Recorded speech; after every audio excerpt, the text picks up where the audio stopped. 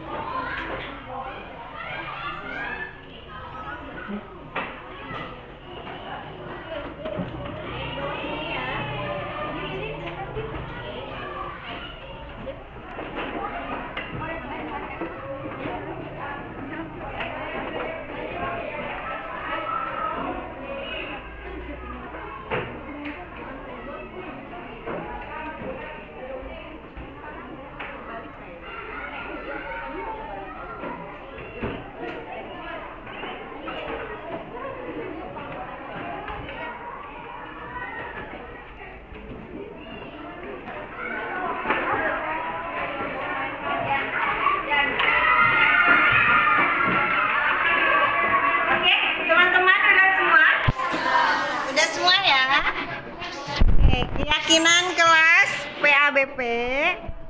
Oke. Keyakinan kelas PABP. Ibu baca ya. Mendengarkan guru ketika menjelaskan. Oke. Kita sepakati? Sepakat? Sepakat. Terus saat meminjam barang harus mengembalikan kepada orangnya. Sepakat? Oke. Terus ada lagi memakai sepatu berwarna hitam. Sepakat? Sepakat. Jadi ini ya keyakinan kelas PABP. Jadi ketika sekolah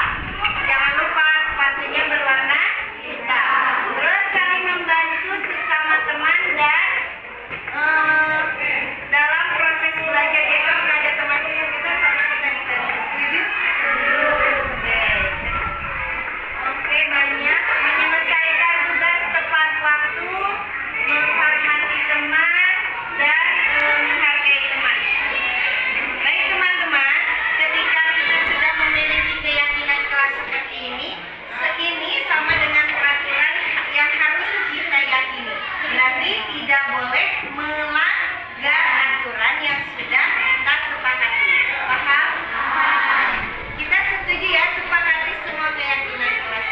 Baik, terima kasih banyak teman-teman semua. Assalamualaikum warahmatullahi wabarakatuh.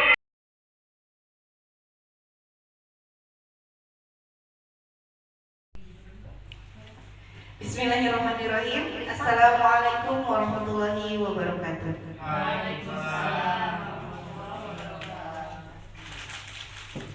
Innal hamdalillah wassalatu wassalamu ala Rasulillah Sayyidina Muhammadin wa ala alihi washabihi wa mawalah. Amma ba'du. Pertama-tama marilah kita panjatkan puji dan syukur kehadirat Allah Subhanahu wa taala yang mana pada pagi hari ini kita dapat berkumpul di ruang rapat SD Negeri Santaka dalam acara membagikan pemahaman dan pengalaman dalam menerapkan budaya positif PGP Angkatan 10 kelas 121 Yuni Apriani SD Negeri Santaka. Salawat serta salam mudah-mudahan tercurah limpahkan kepada junjungan kita Nabi besar Muhammad Sallallahu Alaihi Wasallam, kepada keluarganya, sahabatnya, dan kepada kita selaku umatnya. Yang terhormat Ibu Kepala Sekolah SD Negeri Santaka dan yang kami hormati Bapak Ibu Guru SD Negeri Santaka. Acara selanjutnya sambutan dari Ibu Kepala Sekolah SD Negeri Santaka, kepada Ibu disilakan. Terima kasih. Izin duduk saja. Bismillahirrahmanirrahim. Assalamualaikum warahmatullahi wabarakatuh. Alhamdulillahirabbil alamin wa bihi nasta'inu ala umuri dunya waddin. Wassalatu wassalamu ala asrofil anbiya'i wal mursalin wa ala alihi wa sahbihi ajmain. Amma ba'd. Yang saya cintai, saya banggakan Ibu Yuni sebagai CGP Angkatan 10 kelas 121 SD Negeri Santaka, juga Ibu Bapak Guru SD Negeri Santaka yang juga saya cintai, saya banggakan. Alhamdulillah, puji syukur kita panjatkan kehadirat Allah Subhanahu wa taala. Hari ini setelahnya kita selesai melaksanakan tugas, kita bisa berkumpul untuk melanjutkan kegiatan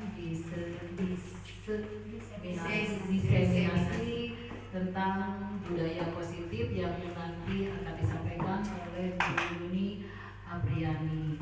Saya selaku kepala sekolah mengucapkan terima kasih dukungan respon positif dari para guru ya untuk mengikuti kegiatan ini dan kita bisa berkumpul dalam keadaan sehat.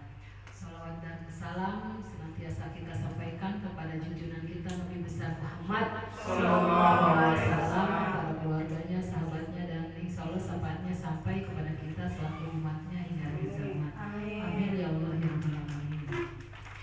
Untuk kegiatan ini saya berharap dan mohon Ibu Bapak mengikutinya dengan sepenuh hati ya, sehingga apa-apa yang nanti akan disampaikan ilmunya nerap, bisa kita aktualisasikan, implementasikan khususnya untuk diri kita sendiri, kemudian untuk di kelas kita, dan nanti insya Allah akan berimbas untuk kemajuan satuan pendidikan kita SD Negeri Santaka.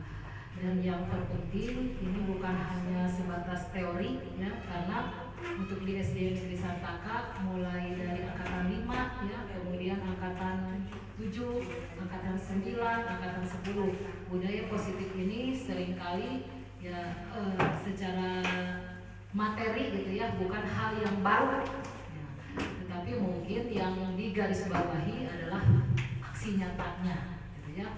Dari angkatan 5 sudah dibahas budaya tentang budaya positif ya, khususnya budaya positif ini disesuaikan juga dengan lingkungan budaya yang ada di sekitar SD Negeri Santaka. Kemudian juga kita ambil difokuskan ya, muncul istilah Sunda nama ngerucuk ya, sehingga nanti aksi nyatanya budaya positif ini apa karakter apa atau budaya positif apa yang akan dikembangkan di SD Negeri Santaka.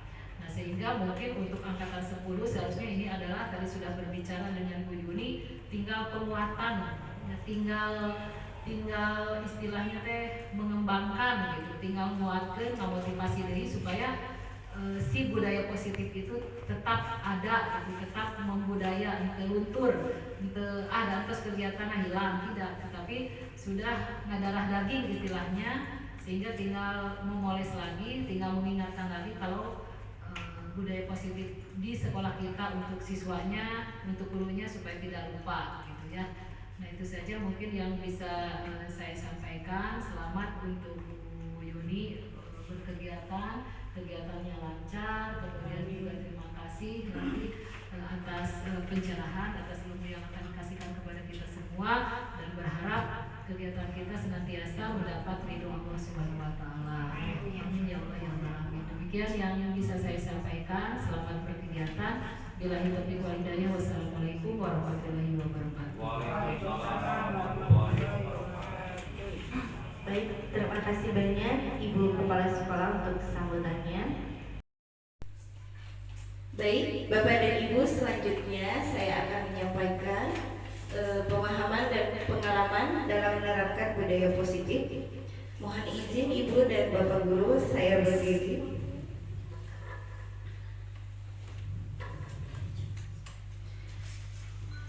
Nah, ini Bapak dan Ibu, perkenalkan fasilitator saya, Dadang Supriyana SPD MED. Kemudian saya sebagai CGP Yuni Apriyani SPDI. Kemudian pengajar praktik saya Dini Sukma Haryanti MPD. Baiklah Bapak dan Ibu, sebelum kita memulai ke slide selanjutnya, saya ingin Bapak dan Ibu hadir seutuhnya di ruangan ini tanpa melihat ke belakang, kemudian pikirannya tidak jauh-jauh, hanya fokus kepada saya. Tolong Bapak dan Ibu, saya mau minta tolong tenangkan hati dan pikirannya, berdamai sejenak dengan semua situasi dalam diri untuk hadir di ruangan ini, di mana mungkin ada yang sedang galau, sedang banyak masalah di rumahnya, atau sedang ingin makan. Jadi kita hadirkan diri kita seutuhnya di sini ya. Baik Bapak dan Ibu, dengarkan baik-baik.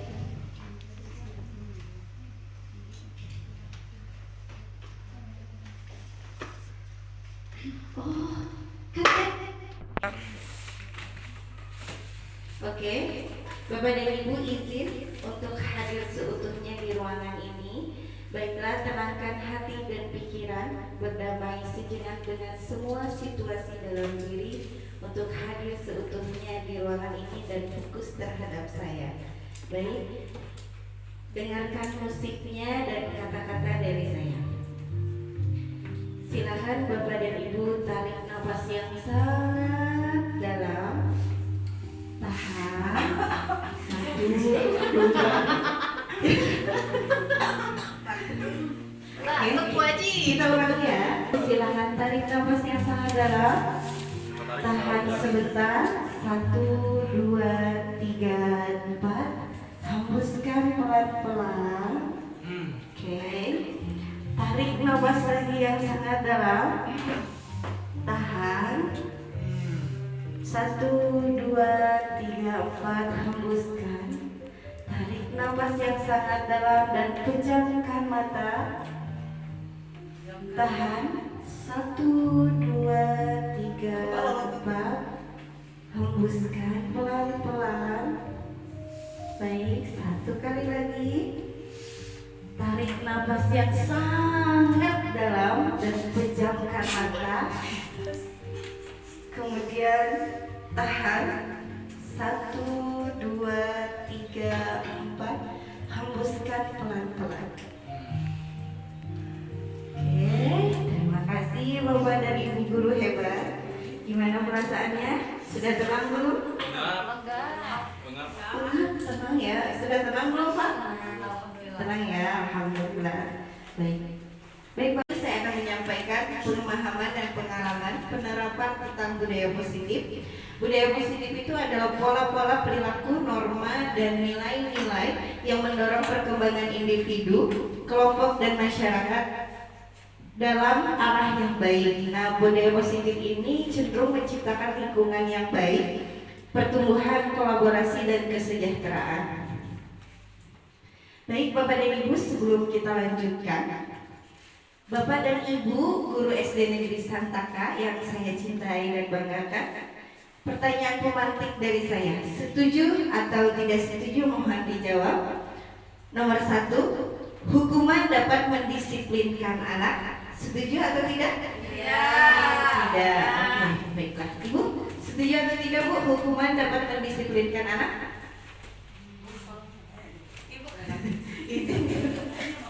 Setuju dan tidak setuju. Setuju dan tidak setuju. Kalau Bapak dan Ibu guru tidak setuju ya, cenderung tidak setuju. Kemudian yang kedua, pemberian hukuman dengan hal positif seperti membaca atau membersihkan halaman sekolah dapat meningkatkan disiplin anak. Setuju atau tidak setuju? Tidak. Tidak. Tidak. Tidak setuju? Oke. Bapak guru setuju atau tidak? Tergantung kondisi. bukan tergantung dia masalahnya apa. Misalnya kan itu kalau misalnya membaca tapi dia yang masalahnya bukan dari konteks untuk membaca gitu. Berarti tergantung situasi yang dihadapi anaknya ya. Yang ketiga, memberi penghargaan dapat meningkatkan motivasi belajar anak. Setuju atau tidak setuju? Tidak setuju. Oke. Siap. Selanjutnya, Bapak dan Ibu, saya di sini akan menyampaikan konsep-konsep modul budaya positif di mana ada perubahan paradigma belajar, disiplin positif, motivasi perilaku manusia, kebutuhan dasar, posisi kontrol restitusi, keyakinan kelas, dan segitiga restitusi. Perubahan paradigma belajar. Perubahan paradigma belajar mengacu pada perubahan fundamental dalam cara kita memahami, mendekati, dan mengimplementasikan proses pembelajaran. Paradigma ini berkembang seiring dengan perkembangan pengetahuan, teknologi, dan pandangan kita tentang pendidikan. Nah, jika zaman dulu, zamannya kolonial, masyarakat hanya diajarkan calistung, fokusnya hanya membaca, menulis, dan menghitung. Tapi pendidikan paradigma baru adalah di mana pendidikan yang itu berpusat pada murid, di mana pembelajaran pun ada pembelajaran yang menggunakan metode berdiferensiasi. Kemudian perubahan paradigma stimulus respon, teori kontrol atau teori pilihan. Siapa sesungguhnya yang memiliki kontrol? Stimulus respon, kita mencoba mengubah orang agar berpandangan sama dengan kita. Tapi teori kontrolnya, kita berusaha memahami pandangan orang lain tentang dunia. Kemudian stimulus respon, perilaku buruk dilihat sebagai suatu kesalahan. Teori kontrolnya, semua perilaku memiliki tujuan. Orang lain bisa mengontrol saya, itu stimulus responnya. Pilihannya, teori kontrol, hanya Anda yang bisa mengontrol diri Anda sendiri. Stimulus respon, saya bisa mengontrol orang lain. Teori kontrolnya, Anda tidak bisa mengontrol orang lain. Stimulus respon, pemaksaan ada pada saat bujukan gagal. Teori kontrol, kolaborasi, dan konsensus menciptakan pilihan-pilihan baru. Dan model berpikir menang atau kalah dalam stimulus respon. Teori kontrolnya model berpikir menang dan menang. Nah, disiplin positif menurut Vianney menyatakan bahwa arti dari kata disiplin berasal dari bahasa Latin disciplin yang artinya belajar. Kata disiplin juga berasal dari akar kata yang sama dengan disciple atau murid atau mengikuti. Untuk menjadi seorang murid atau pengikut, Seseorang harus paham betul alasan mengapa mereka mengikuti suatu aliran atau ajaran tertentu, sehingga motivasi yang terbangun adalah motivasi intrinsik, bukan ekstrinsik. Nah, ini nilai-nilai kebajikan. Nilai-nilai kebajikan adalah sifat-sifat positif manusia yang merupakan tujuan mulia yang ingin dicapai setiap individu, seperti yang telah dikemukakan oleh Dr. William Glaser pada teori kontrol 1984, menyatakan bahwa setiap perbuatan memiliki suatu tujuan.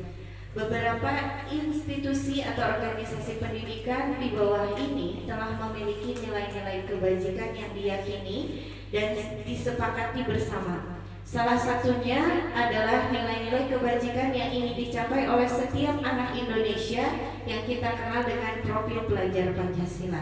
Bapak dan Ibu hafal profil pelajar Pancasila? Boleh nyanyi sebentar? Yuk nyanyi bersama yuk, 1, 2, 3. Pada Pancasila beriman dan bertakwa pada Tuhan yang Esa dan berakhlak mulia, berkebinekaan global, gotong royong mandiri, kreatif dan bernalar kritis. Nah, itu adalah nilai-nilai kebajikan yang sudah kita kenal dengan profil pelajar Pancasila. Nah, selanjutnya kebutuhan dasar manusia. Nah, kebutuhan dasar manusia adalah segala sesuatu yang kita lakukan untuk mendapatkan apa yang kita inginkan. 1. Bertahan hidup, kasih sayang dan rasa diterima, kemudian kebebasan, kesenangan dan penguasaan. Nah, bertahan hidup, kebutuhan yang bersifat fisiologis untuk bertahan hidup seperti kesehatan, makan, tempat tinggal. Nah, ini adalah kebutuhan kita sebagai manusia tentang bertahan hidup. Kemudian kasih sayang dan rasa diterima. Kebutuhan untuk diterima adalah kebutuhan psikologis, keinginan untuk terhubung dengan yang lain seperti teman, keluarga, dan pasangan hidup. Nah, pasti ya Bapak dan Ibu ingin disayangi, terus ingin diterima sama orang lain. Nah, ini juga kebutuhan dasar manusia. Kalau saya senangnya disayang-sayang gitu ya. Jadi Bapak dan Ibu harus selalu menyayangi saya. Ya, betul. Kemudian ke penguasaan, di mana kekuatan untuk mencapai sesuatu kebutuhan atau keinginan untuk dianggap berharga. Nah, kalau penguasaan ini manusia itu dia itu inginnya selalu dianggap ada gitu oleh kita semua, bahwa saya tuh ingin diakui, saya itu ada gitu. Kemudian kebutuhan dasar selanjutnya adalah kebebasan, di mana adalah kebutuhan mandiri, otonomi, dan mampu mengendalikan arah hidupnya. Kebebasan ini benar-benar bebas, tapi harus sesuai dengan arah yang diyakini oleh hidupnya sendiri, sesuai dengan nilai yang ada dalam diri kita sendiri. Yang terakhir, kesenangan, kebutuhan untuk mencari kesenangan, bermain, dan tertawa. Kalau di Santaka, guru-gurunya pasti selalu ceria. Apalagi kalau udah kumpul bareng pasti ketawanya lebih banyak, betul? Ada aja, apalagi kalau ada Bu Mimin, hal sekecil apapun pasti jadi bahan tawaan. Alhamdulillah, selalu ada kebahagiaan di antara kita ya. Lanjut. Nah, ini motivasi perilaku manusia. Yang satu, untuk menghindari ketidaknyamanan atau hukuman.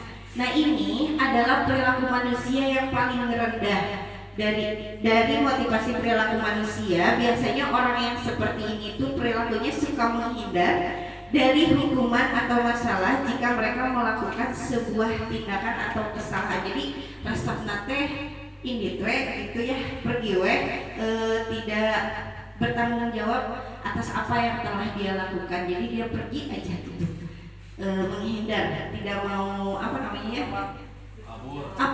Dia udah melakukan kesalahan tapi dia kabur dari kesalahan itu, tidak dipertanggungjawabkan gitu. Nah, ini perbuatan seperti ini bagus nggak? Tidak ya. Perilaku manusia yang seperti ini bagus tidak, Bu Vera? Tidak ya. Pak Ang suka gini nggak? Kabur aja ya, Bapak tidak. Tidak, insya Allah Guru Santara tidak ada yang seperti ini ya. Lanjut, yang nomor 2, untuk mendapatkan imbalan atau penghargaan dari orang lain. Nah ini perilaku seperti ini satu tingkat dari nomor 1. Kalau menurut saya ini yang sedangnya. Satu tingkat negatifnya. Ya, satu tingkat negatif kayaknya. Iya, kalau menurut saya ini satu tingkat negatif. Karena orang di sini itu orangnya cuma ingin dapat imbalan, jadi kalau dia itu melakukan sesuatu, dia itu cuma ingin dapat imbalan atau penghargaan. Ya pengen diakui gitu. Jadi dia tuh berbuat baik, tapi pengen dapat pujian. Ih, kamu keren banget ya. Kamu mah getol, kamu mah gini gitu. Kamu rajin gini-gini, tapi dia hanya seperti ya, jadi ingin dipuji aja gitu. Perbuatan apapun kerjaan yang dia lakukan itu hanya untuk dipuji gitu. Ya, mencari pengakuan.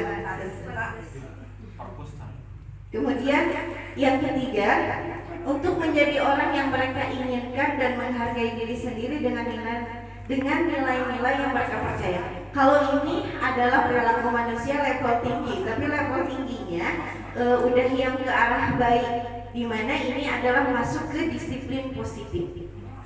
Jadi perilaku orang-orang yang ini itu melakukan sesuatu karena nilai-nilai yang udah mereka yakini.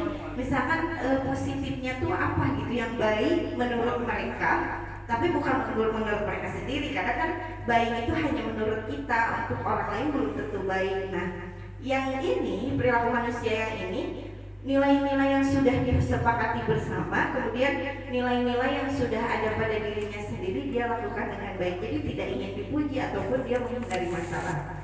Karena motivasi yang membuat ini adalah betul-betul tujuannya kita sebagai guru adalah untuk menciptakan suasana yang positif gitu, disiplin positif ya. Jadi kita semoga Guru Santaka adalah orang-orang yang berperilaku manusia yang nomor 3. Ya, semoga. Oke, Bapak dan Ibu, kemudian ada hukuman, konsekuensi dan restitusi. Jangan kebalik ya. Bisi kaca laptop. Oke. Ini saya belajar yang ini nih agak gimana gitu. Nah, hukuman, murid belajar menyembunyikan kesalahan. Kalau ini identitas yang gagal ya, kalau identitas yang suksesnya, ketika murid belajar menyembunyikan kesalahan, dia disiplinnya itu dapat konsekuensinya, murid belajar taat peraturan. Kemudian restitusinya, murid belajar memecahkan masalah. Kemudian ada lagi mencoba mengontrol anak dengan penguatan negatif atau membayar impas kesalahannya. Jadi ketika dia membuat kesalahan, kita dibalas kesalahannya. Nah itu salah, itu kan hukuman. Konsekuensi, kalau kita pakai konsekuensi, mencoba mengontrol anak dengan penguatan positif. Terus restitusi, anak paham bahwa dirinya sendiri yang pegang kendali kontrol. Lanjut, dampak pada murid, marah, merasa bersalah, rendah diri dan mengasingkan diri. Kalau identitas sukses, disiplin konsekuensinya kehilangan hak, waktu jeda seorang diri dan penahanan. Murid tidak kehilangan waktu, namun bersemangat untuk memperbaiki diri. Terus ada lagi, tiba-tiba tidak diharapkan atau sangat melukai. Nah, konsekuensi sudah diketahui dan masuk akal. Restitusi berupa undangan untuk mengadakan restitusi. Oke, Bapak dan Ibu, hukuman, konsekuensi, dan restitusi. Nah, kalau hukuman itu tidak terencana atau secara tiba-tiba, kemudian murid tidak tahu apa yang akan terjadi atau tidak dilibatkan. Kemudian bersifatnya hanya satu arah serta berupa hukumannya itu biasanya fisik atau psikis. Kalau konsekuensi itu terencana dan disepakati sesuai aturan. Kemudian murid tidak nyaman, murid tetap dibuat tidak nyaman. Jadi jangan sampai kita sebagai guru membuat anak itu tidak nyaman. Kemudian sikap guru selalu memonitor murid. Terus restitusinya, proses menciptakan kondisi bagi murid untuk memperbaiki kesalahan. Terus proses kolaboratif yang mengajarkan murid untuk mencari solusi sendiri. Nah, Bapak dan Ibu silahkan dilihat ke depan. Lihat ke depan. Nah, di sini ya ada tindakan guru. Menurut Bapak dan Ibu, mencatat 100 kali di dalam buku kalimat saya tidak akan terlambat lagi karena terlambat ke sekolah. Menurut Bapak dan Ibu itu hukuman atau konsekuensi? Hukuman. Oke, ingat-ingat ya jawabannya. Kemudian yang kedua, lari mengelilingi lapangan basket 2 kali karena terlambat hadir di sekolah. Hukuman atau konsekuensi? Hukuman. Oke. Murid diminta untuk push up 15 kali karena tidak menggunakan masker ke sekolah. Hukuman. Pak? Konsekuensi. Oke.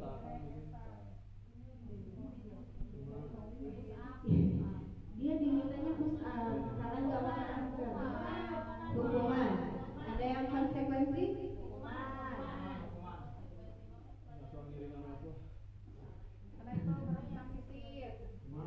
Hukuman ya. Bu Yuyun ragu-ragu? Hukuman. Oke. Lanjut ya. Menggantikan kertas tugas teman yang telah dicoret-coret. Konsekuensi. Membersihkan tumpahan air di meja tulis karena tersenggol. Konsekuensi. Ingat-ingat jawabannya ya. Murid disuruh untuk tidak mengenakan sepatu seharian di sekolah karena tidak mengenakan sepatu hitam. Hukuman.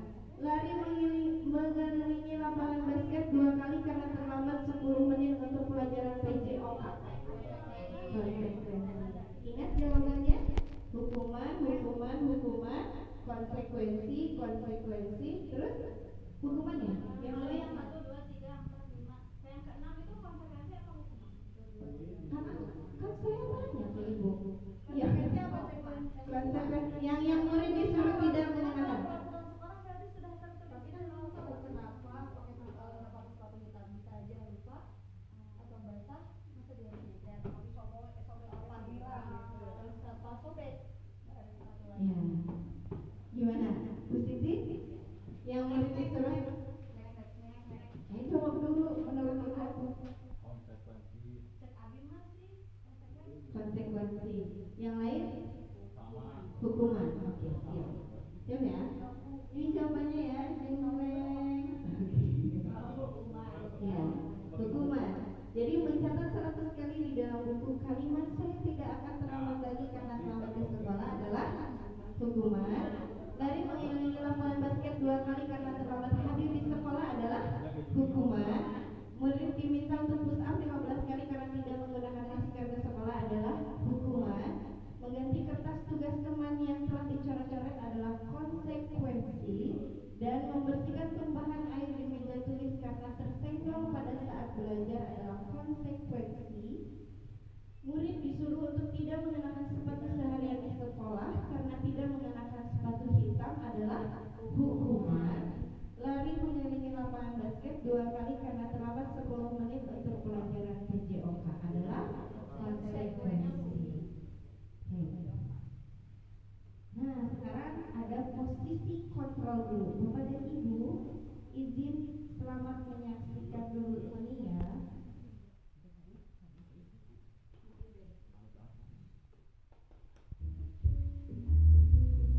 Silakan Bapak dan Ibu dilihat dan didengarkan. Dalam penerapan disiplin positif restitusi, salah satu program yang dikembangkan adalah 5 posisi kontrol. 5 posisi kontrol dalam restitusi adalah proses perjalanan seorang pendidik agar dapat mengenali dirinya. Pada video kali ini, kita akan membahas tentang 5 posisi kontrol yang dikembangkan oleh Diane Grosser dan contoh penerapannya.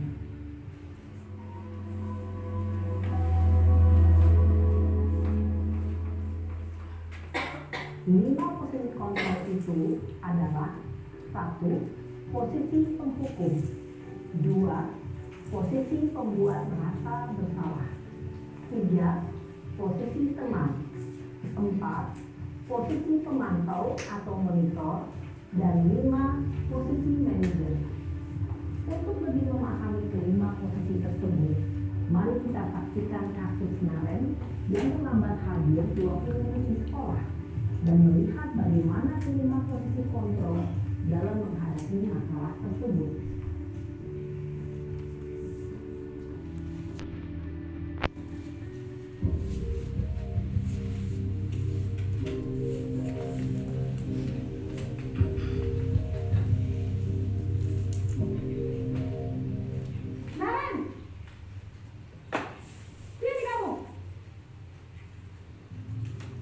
Selamat pagi, Bu. Selalu terlambat. Kamu deh, pasti terlambat. Maaf, Bu. Saya Apa? Apa coba? Alasan kamu apa lagi? Kapan sih kamu tidak terlambat? Malas sekali ya kamu jadi anak. saya Dasar pemalas. Gak kapok-kapok sih kamu. Sudah berapa kali terlambat? Sana, kamu keliling lapangan basket 2 kali. kenapa saya harus ke lapangan basket, Bu? Kenapa? Kamu melawan ibu. Berani-beraninya jawab. Sudah terlambat, masih berani jawab pula. Sekarang, keliling lapangan basket 5 kali sekalian. Biar kapok. Cepat. Pergi sana ke lapangan basket. Posisi penghukum biasanya berbicara dengan nada tinggi, menghabis, menunjuk-nunjuk, menyakiti, dan menyindir. Hukuman bisa berupa fisik maupun psikis. Ibu dan bapak guru hebat. Dampak yang terjadi pada murid ketika guru berada pada posisi penghukum adalah murid cenderung akan memberontak, bahkan menyimpan dendam.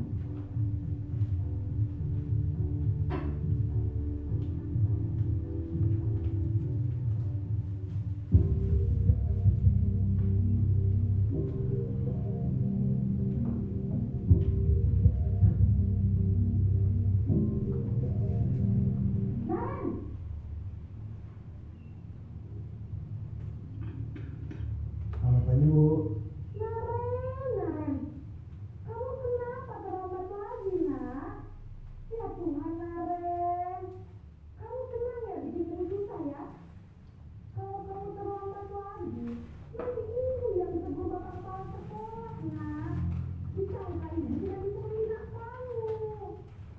Duh, gimana ini? Maaf, Bu. Duh, Gusti Naren, kamu suka ya kalau ibu tegur bapak kepala sekolah? Terus, sekarang ibu harus tulis apa yang di buku absen? Ini kamu sudah sering terlambat loh. Ibu harus apa coba? Maaf, Bu. Maaf sekali. Ya sudah, lain kali jangan bikin ibu susah lagi ya, nak ya. Ibu tidak akan kuat lagi kalau kamu begini terus. Bisa jatuhkan kalau ibu ditegur bapak kepala sekolah. Sana cepat sekolah. Maaf ya, Bu. Maaf sekali. Posisi pembuat rasa bersalah berbicara dengan nada tenang, cenderung lembut. Namun kata-kata yang diutarakan membuat murid merasa menjadi orang yang gagal, memandang buruk dirinya sendiri, merasa tidak berharga, dan tidak sanggup membahagiakan orang lain. Ketika guru mengambil posisi pembuat rasa bersalah, murid akan menganggap dirinya yang bersalah dan ia akan menyimpan emosi negatif tersebut di dalam dirinya.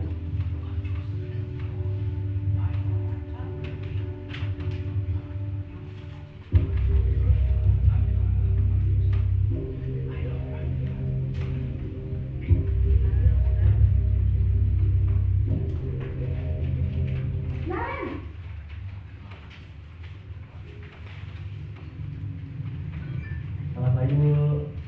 Wah, sudah jam berapa ini nak?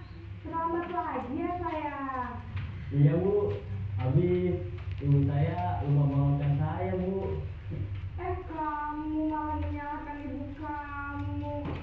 Kamu bukannya anak yang larinya paling kencang. Kok terlambat sih? Iya Bu, saya memang terlambat bangun tadi. Jadi biarpun saya lari kencang, tetap gak kekejar Bu. Ya sudah sana, nanti lain kali larinya lebih kencang lagi ya. Biar gak terlambat lagi. Bikin senang ibu, demi ibu. Bisa kan? Bisa lah Bu. Ya sudah sana masuk kelas. Ibu beresin urusan absen kamu. Kamu ini ada-ada saja. Dalam seksi teman, guru berbicara dengan nada suara ramah, akrab, cenderung berpindah gurau untuk menjaga suasana tetap santai. Murid akan merasa tenang, aman, dan akrab dengan guru. Identitas yang tercipta adalah identitas sukses atau berhasil. Namun, perlu diingat, karena ini masih dorongan eksternal, maka ada faktor ketergantungan dari murid kepada orang tertentu. Di sini guru absennya, sehingga di lain waktu murid bisa berperilaku baik, namun hanya kepada orang-orang tertentu saja.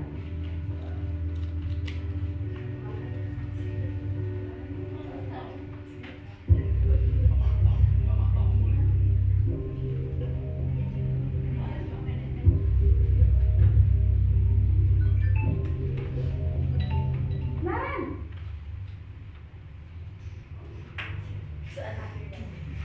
Selamat pagi Bu. Naren, apa peraturan sekolah kita tentang jam berapa kita harus masuk sekolah, nak?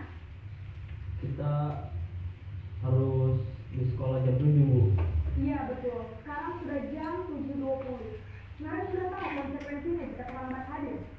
Paham Bu, saya harus tinggal kelas pas jam istirahat selama 20 menit.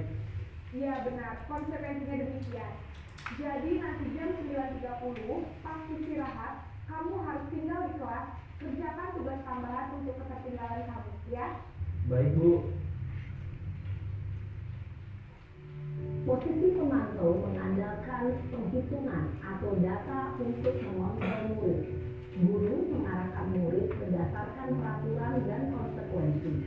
Seorang pemantau menunjukkan bahasa tubuh dan ekspresi wajah yang datar dan cenderung formal.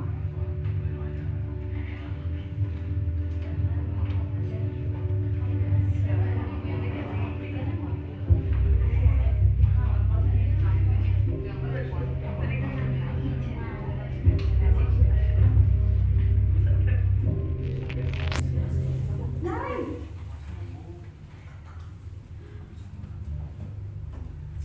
Selamat pagi Bu. selamat pagi Naren. Maaf Bu, saya terlambat.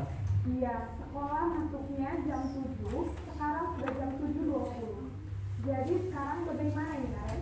Maaf Bu, saya lupa setel alarm saya semalam. Baiklah, menurut kamu, keyakinan sekolah yang mana yang perlu kamu tingkatkan? Menghargai diri sendiri dan orang lain mungkin ya Bu. Setuju. Jadi, apakah Naren meyakini prinsip saling menghormati tersebut? Iya Bu, saya meyakininya. Apakah Naren bersedia memperbaiki masalah keterlambatan ini? Bersedia Bu. Bagaimana kamu akan perbaiki masalah keterlambatan ini? Saya akan coba untuk tidak lupa menyetel alarm saya Bu. Baik, kalau Naren lupa menyetel alarm di rumah, ada orang yang kira-kira bisa bantu mengingatkan tidak? Ada Bu, kakak saya, Kak Emma. Ada lagi selain Kak Emma?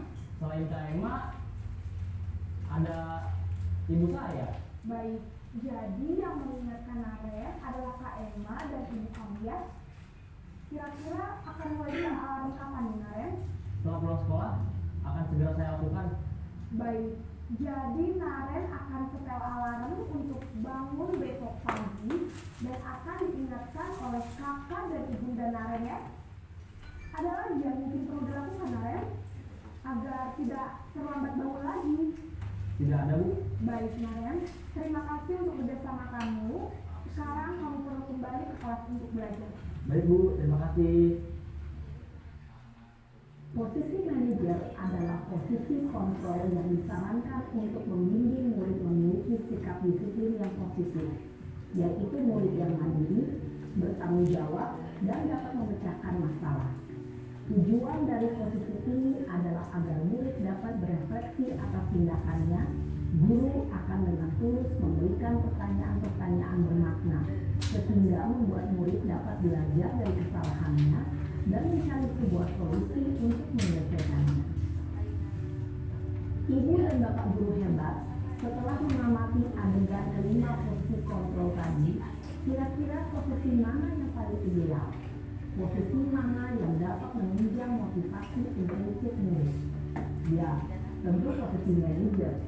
Posisi ini memang posisi ideal yang ingin dituju setiap pendidik. Pada posisi inilah, guru dapat menerapkan disiplin positif yang berpihak pada murid, yang memerdekakan murid. Perjalanan seorang pendidik tentunya tidak mudah untuk sampai pada posisi seorang manajer. Namun, tujuan kita pasti, yaitu menciptakan murid-murid yang mandiri, merdeka, dan bertanggung jawab. Semoga penggambaran 5 posisi kontrol yang telah diperlihatkan ini dapat menjadi ajang refleksi bagi kita semua, agar dapat terus mengasah dan menerapkan disiplin positif yang memerdekakan murid. Mari terus berlatih dan bersemangat. Selamat menerapkan. Salam dan bahagia, Ibu dan Bapak guru hebat.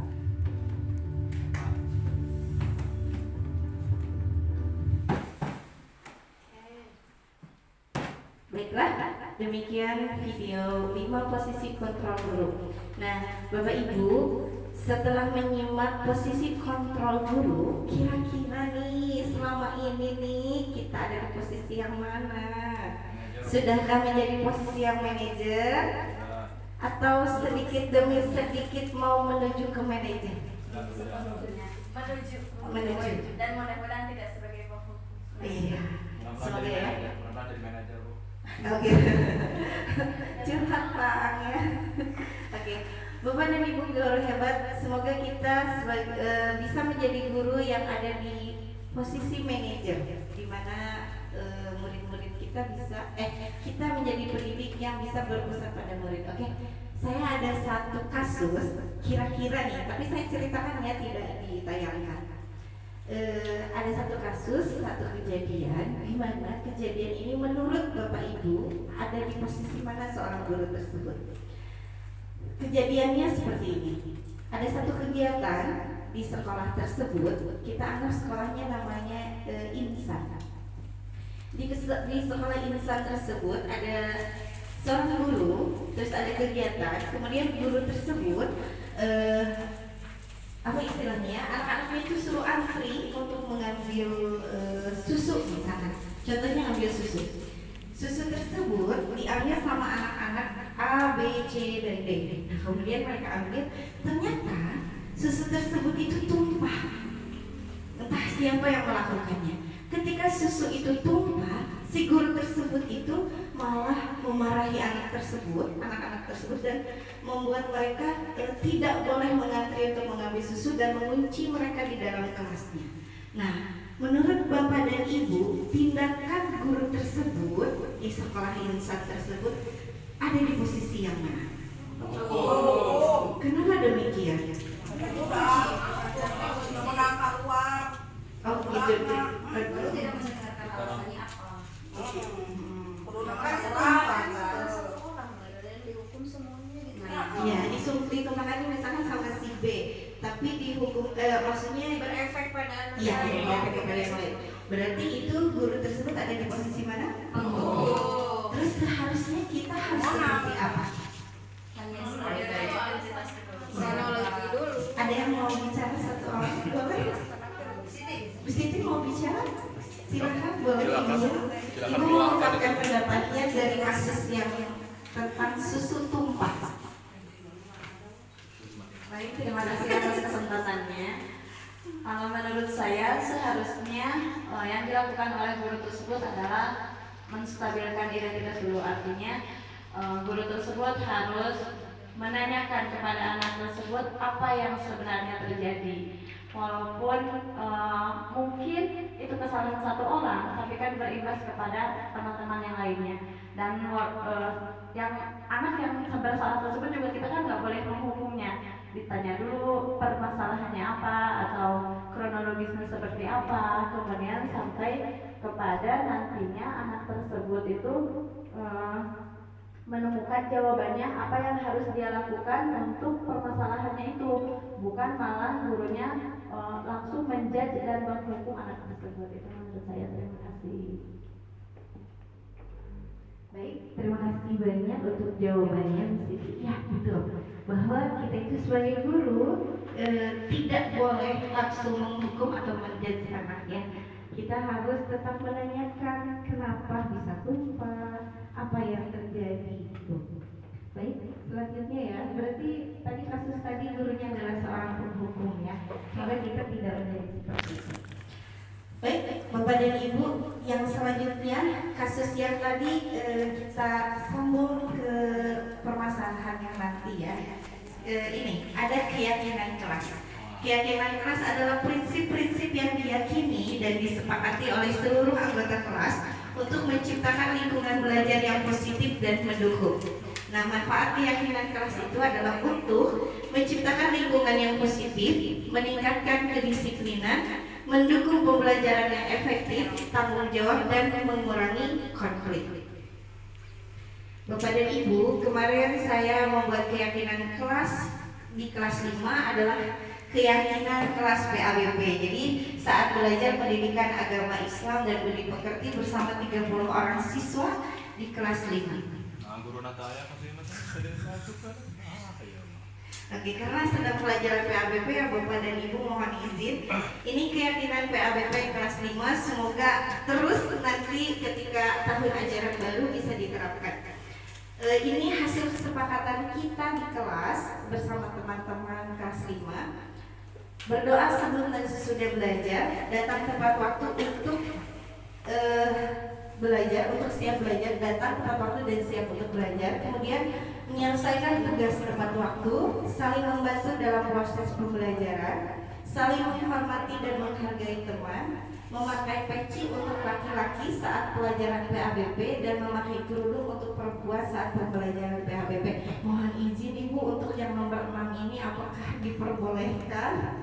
Jadi pelajaran PABP ketika pelajaran boleh nggak anak-anaknya memakai peci dan memakai sarung? Jadi bawahnya panjang itu Bu, nggak pakai. Soalnya ada anak-anak itu celananya pendek di atas lutut. Nah itu boleh diizinkan Bu? Oke. Iya, bekal sarung gitu ya Pak. Jadi bisa sekalian sholat duha bersama di situ. Kemudian membuang sampah pada tempatnya. Terus memperhatikan dan mendengarkan guru saat berbicara, menyimpan dan mengembalikan barang yang sudah dipinjam, mengikuti pembiasaan sholat duha dengan tertib, memakai sepatu berwarna hitam, dan selanjutnya saling menyayangi sesama teman. Ini keyakinan kelas PABP di kelas 5. Salah satunya dari kelas 1 sampai 6 ya Bapak dan Ibu.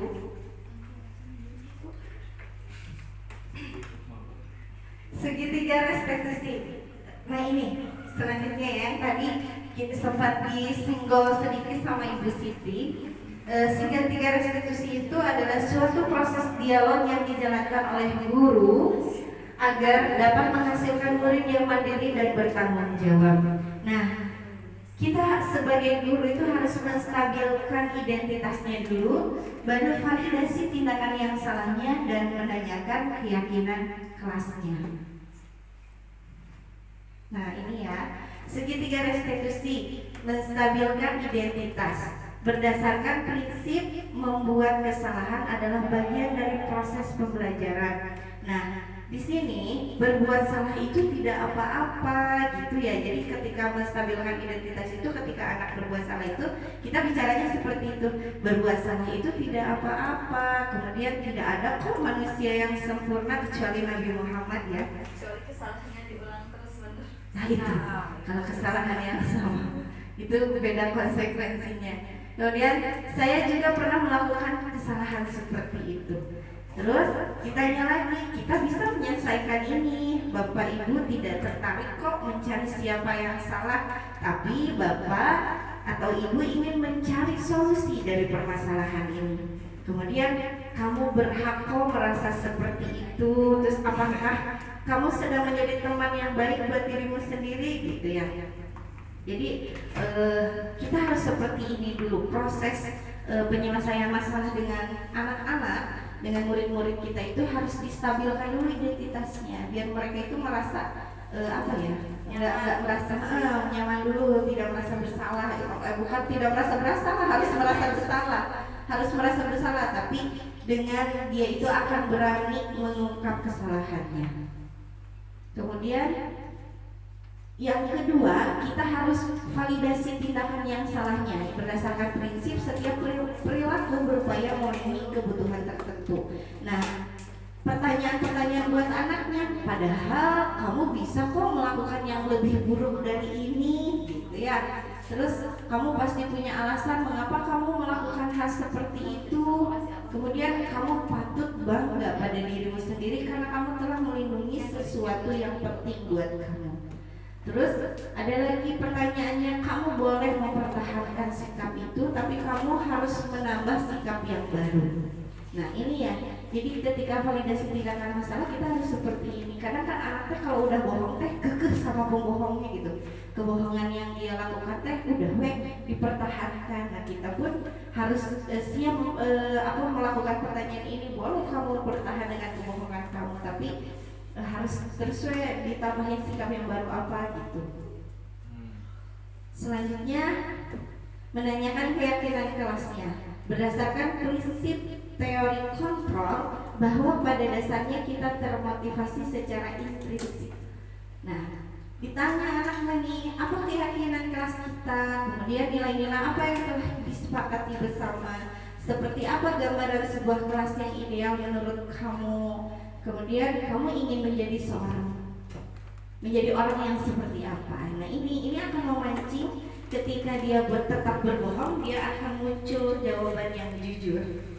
Nah Bapak dan Ibu, ini ada contoh penerapan segitiga restitusi yang saya lakukan terhadap kasus kelas 4 dan kelas 5. Mohon izin ya wali kelas, saya kemarin menerapkan ini karena ada pertengkaran kecil di antara kelas 4 dan kelas 5.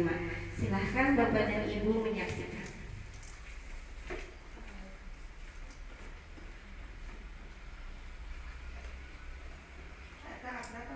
Astagfirullahaladzim, kesiangan banget. Mohon izin Bapak ya, ini syuting.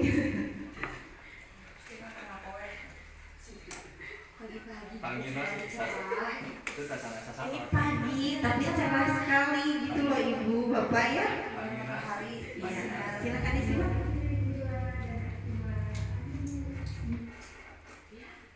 Tadi saya kuotanya habis gak ya? Langsungnya pulang kan itu.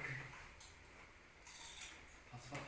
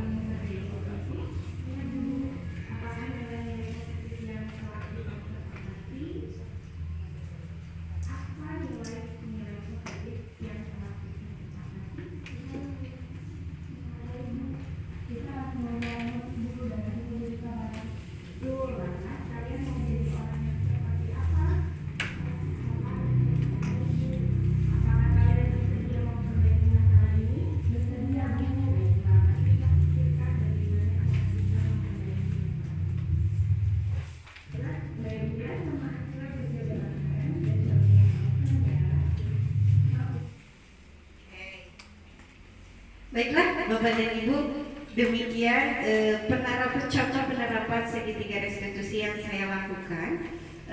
Ini bukan hanya sekedar syuting, karena memang sebetulnya ini real terjadi pada kelas 4 dan kelas 5 pada waktu itu. Namun saya mengambil kasus ini karena benar-benar terjadi, dan saya pun ingin menerapkan bagaimana caranya segitiga restitusi ini dihadapkan terhadap anak-anak. Ternyata alhamdulillah anak-anak pun bisa mengakui kesalahannya dan bisa jujur dengan apa yang telah terjadi. Semoga kita semua, guru-guru SD Negeri Santaka pun bisa menerapkan segitiga restitusi ini terhadap anak-anak kita ketika kita punya masalah dengan anak-anak itu. Jadi jangan langsung menyalahkan pada si A atau si B gitu ya. Baik Bapak dan Ibu, demikianlah berbagi tentang pemahaman dan penerapan budaya positif. Terima kasih banyak, salam bahagia, tergerak, bergerak, dan menggerakkan. Dari saya dicukupkan sekian. Wabillahi taufiq wal hidayah. Wassalamualaikum warahmatullahi wabarakatuh. Waalaikumsalam.